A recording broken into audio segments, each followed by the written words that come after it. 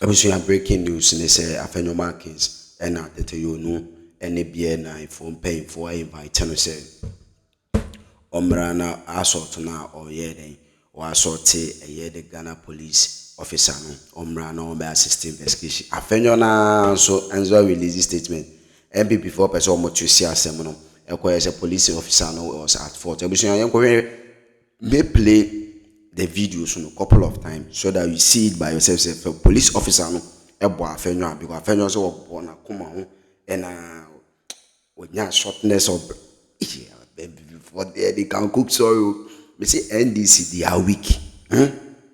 They should master, they should wake up. You are in power, you are not in opposition. And one on papa Akufado do a sharp because Afenyo did it. The footage almost on my review and is the Tetteh Yohonu and the BNI head office Afenyo Omra me PM for immediate investigation. And the Afenyo also releases a police officer who was assaulting first or born on with Timmy Home. You could tell story. Men Kasari, God bless you. Stay tuned.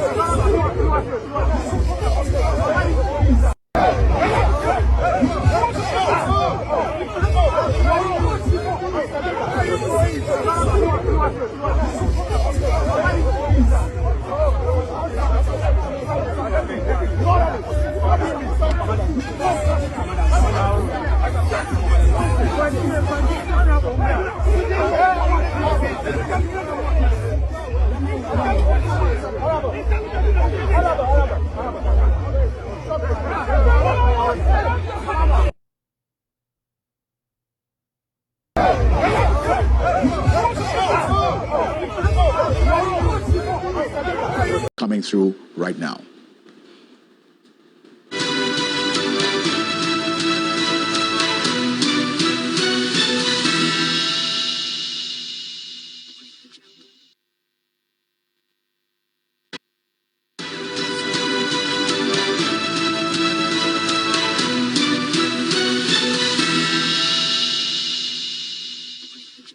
Received notice from the Ghana Police Service. Breaking news is that the Ghana Police Service has reviewed several video footages on an alleged assault on a police officer by Honorable Alexander Afenyo during the just ended demonstration. Following the review, the Ghana Police Service has written to the Right Honorable Speaker of Parliament requesting the release of Alexander Afenyo to assist ongoing investigation into the alleged incident. The officer in question will also be assisting in investigation. So that is the information coming through right now here on Ghana Tonight. This is breaking news. The statement came through minutes ago from the Ghana Police Service. Ghana Police Service has reviewed several video footages on an alleged assault on a police officer by Honorable Alexander Afenyo during the just ended demonstration, and that was earlier today. Now, following the review, the service has written to the Right Honorable Speaker of Parliament requesting the release of Alexander Afenyo to assist ongoing investigation into the alleged incident. The officer in question will also be assisting in the investigation. That is the information that we have right now. Meanwhile, Alexander Afenyo has also just released a statement in his capacity as Minority Leader of Parliament, and the details of the statement we will put on the screen as we go on, but this is it. Essentially responding to this invitation by the Ghana Police Service. It says, I write to strongly condemn the reprehensible and disgraceful act of violence perpetrated against me by a uniformed police officer, Constable Forson, at the entrance of Parliament House during today's peaceful and highly successful Save the Judiciary demonstration. As a leader of the demonstration, I led the protesters together with the leadership of the other political parties to Parliament, one of the designated stops on our route, to formally present our petition. Earlier, we had delivered copies to the Supreme Court, and from Parliament, we were to proceed to the Jubilee House. Upon our arrival at Parliament House, the national organizer and other party leaders had already been granted access. The Deputy Minority Leader, Patricia Appiagyei, and I were then invited by the party's Communications Director, Richard Ahiagba, to proceed and join them. As I approached the barricade, without any provocation, a uniformed police officer stationed behind the barricade, Constable Forson, a tall, fair, heavily built officer, deliberately struck the left side of my chest with the full force of his right palm, directly near my heart. The impact of the hit dazed me, and I was visibly shaken and short of breath. In that moment, I spontaneously protested his conduct, asking why he would seek to harm me. The inspector, who was facilitating my access along with other officers, quickly intervened and assisted me into the restricted area, where I had to lean against the wall at the entrance of Parliament House to prevent myself from collapsing.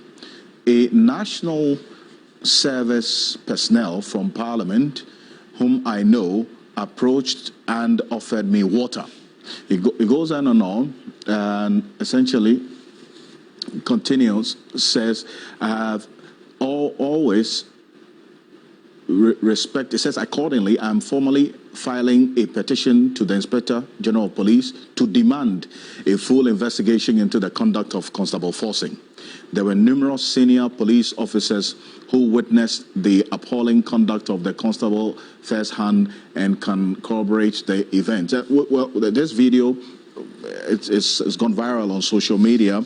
We'll show you just snippets of it. As you know, we did not attend this particular protest, but as you've seen, gone viral on social media, you have an idea of exactly why the Ghana Police Service has invited him, and then also Alexander Afenyo also now stating that he's going to file a formal complaint or petition to the Inspector General of Police to demand a full investigation into the conduct of Constable Forson. There were numerous senior police officers who witnessed the appalling conduct, according to Afenyo, of the constable firsthand and can corroborate the events.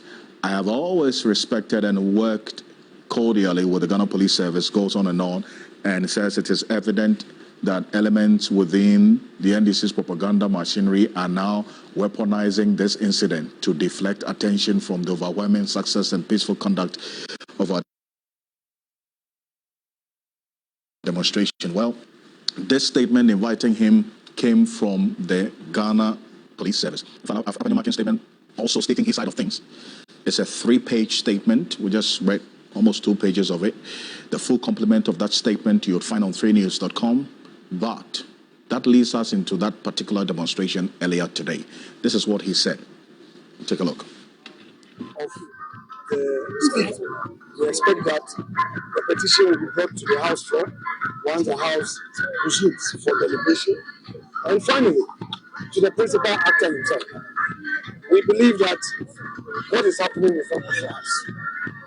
There must be an end to this issue of you do me, I do. There must be an end to retaliatory politics. In Ghana today, all of us as political actors have a story to tell. Where do we end the vicious cycle? It is not yielding to the whims of hawks and hardliners in our respective political parties that will make us better political leaders. We believe that the hawks must be pushed back onto the fringes so that the centrists can take the center stage for the good of our country. In today's era of social media, you cannot control what gets onto the streets, and this democracy must be protected and safeguarded. So, my respected brother and friend, this is to you. The language is very respectful and decent, and it expresses our views, but we know we are addressing the president. So a deputy chief of staff, Stan Dogbe, was there to receive the petition by the demonstrators for and on behalf of the president. And this is what he said after he received the petition. Take a look. On behalf of the chief of staff here in the office of the president, and on behalf of the president, I'm delighted to receive the petition from the coalition and it will be duly presented to the chief of staff for the attention of the president. Let me say that we are happy that the process started this morning and has ended very peacefully. That in itself is a very strong message about the democracy that President Mahama wants to instill in our dear country. If it were the case like this over the past 8 years, I'm sure that the retaliatory politics that you talk about wouldn't have been the case. You referencing retaliatory politics is an admission that the years of President Akufo-Addo and Mahama Bawumia were not the best for this country. I'll tell you some of the demands of the NPP and the other political parties in this petition that they presented to the president, received by Stan Dogbe. After this quick break, and Justice Abdullahi privately, some of the demands as was put out by Richard Ahiamba, the Director of Communications of the NPP via Joy News. He says, one, they are demanding that President Mahama should immediately reverse the suspension of the Chief Justice, that President Mahama must affirm publicly that he is still committed to upholding the Constitution, which includes the separation of powers, and then also the third, that President Mahama must, his posturing, they say, towards the judiciary is aimed at amending the Constitution for him to seek a third term. That if it's not true, he must come and clarify that. These are the 3-point demands in the petition that was submitted by the NPP and the other political parties who protested today to the chief of staff, the deputy chief of staff who received the phone on behalf of the president. And Justice Abdullah is a private legal practitioner. He's a lecturer at the UPSA Law School. Thank you for joining us. And you're saying there's 3-point demand. How does this strike you? First off, I think these are childish demands that are being made on the president. The president has not done anything to warrant this kind of ridicule that is being demanded of him. The president has already sworn an oath to protect and defend the Constitution. That is a solemn oath the president has already sworn to. And from where I sit for the past 4 months, I see the president doing exactly that. He's led by example, affirmed his commitment to upholding the principles of rule of law, accountability, and other standards that are required for or in a democratic regime. I think that if there is anything that is short of this, it is rather the posture of the MPP that, in this particular case, that is attempting to stifle the president from achieving exactly what he has sworn an oath to do. And I know this call is directly in relation to the proceedings going on regarding the the potential removal or otherwise of the Chief Justice, I do not see in any way or form or shape how a call on the judiciary, an arm of government, and particularly the head of that judiciary, that institution, to account for his stewardship in this particular case, and serious allegations of infractions having been made against the head of that institution, to account for those matters amounts to, or in any way should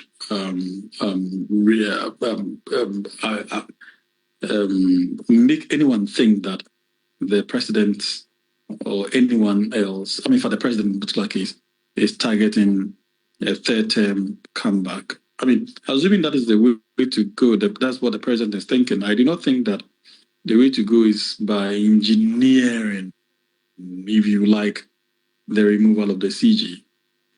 I'm sure the president will be smart. In fact, it's smart enough. We all can, credit the president with that level of intelligence to use better methods to achieve that. And the achievement of that, I'm sure, would require some form of interventions in Parliament that can easily resonate on, in fact, indeed, and result in the exact thing that the president seeks to do, rather than removing a chief justice. In any case, the president is not removing a chief justice. The president has no role to play in the removal of a chief justice. In fact, he doesn't have authority to remove a chief justice. The president has absolutely no control over the situation. If you look at the constitutional design that we have presently, an independent person or anyone else, including you and I, can simply wake up tomorrow with some level of evidence, send a petition that the CJ or any member of the Supreme Court or the Superior Court has done A, B, C, D, and all those A, B, C, Ds put together are sinful in relation to the constitutional requirement of a person sitting in that office. And so on the basis of those infractions, this person ought to be removed from office. The moment the president receives this, the Constitution provides detailed design, procedures that ought to be followed. Now, there may be issues that legitimately may be raised about these procedures, but it does not in any way grant the president that sole authority to determine who sits in as a CJ or a member of the Superior Court or the Supreme Court for that matter. The president has absolutely no hand in that. So attempting to smear the president in this particular case with this narrative, for me, is a far-fetched thought, and I do not think that it merits any commentary from anyone, because it's too childish as far as I'm concerned. Well, but they are watching us right now. They will certainly not agree with, now if I say the MPP, LPG, NDP, and then the other political parties, PMP and others who hit the streets today, they will not agree with you if you describe their demands as childish, because in their minds, yes, it is the rule of law at play. Yes, the president is following the dictates of the Constitution. He's done no wrong, but you cannot also discount the politics of things in there, can you? That's their position. First off, the CJ was appointed by a president. That is a political decision. Second, the CJ was appointed at a time where she was nowhere close to being the senior most at the apex court. Now, that is a political decision. My position here is that everything regarding the three main arms of government, one way or the other, would involve a political decision. And so the policies in itself is not wrong. But if you say, if the position is that there is no legitimacy in the process that has been commenced against the CJ, then, as far as I'm concerned, there is a basis for us to have a dialogue. for us to have that kind of conversation. But if you tell me that there's a policies behind it, of course there's potential policies behind it. I mean, the MPP and the political parties who are demonstrating against the process, they are not demonstrating because the constitutionality or otherwise of it is wrong. They are demonstrating because it is political.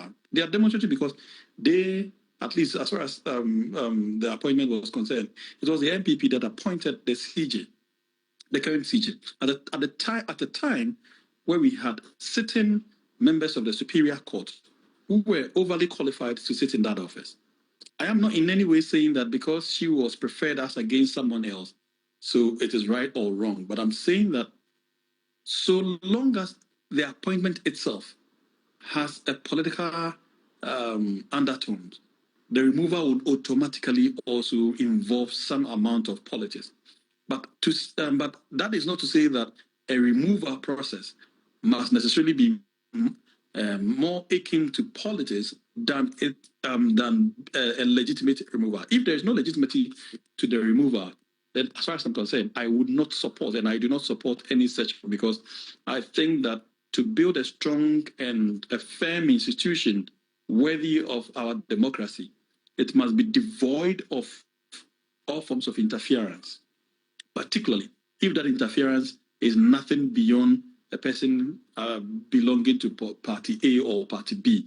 That is how I would look at politics from. If the removal is purely because the CJ is an MPP and not because she's not an NDC, then obviously there will be a reason for us to have a dialogue on this. But if there is merit in the petitions, the multiplicity of petitions that have been forwarded, that have been made to the president, then you cannot discuss politics with me, because at that point we are looking at accountability. We are looking at the principles of possibly in this case upholding the virtues of the office that a CJ ought to have. And so if that office that is not yielding and upholding those levels of integrity, the level of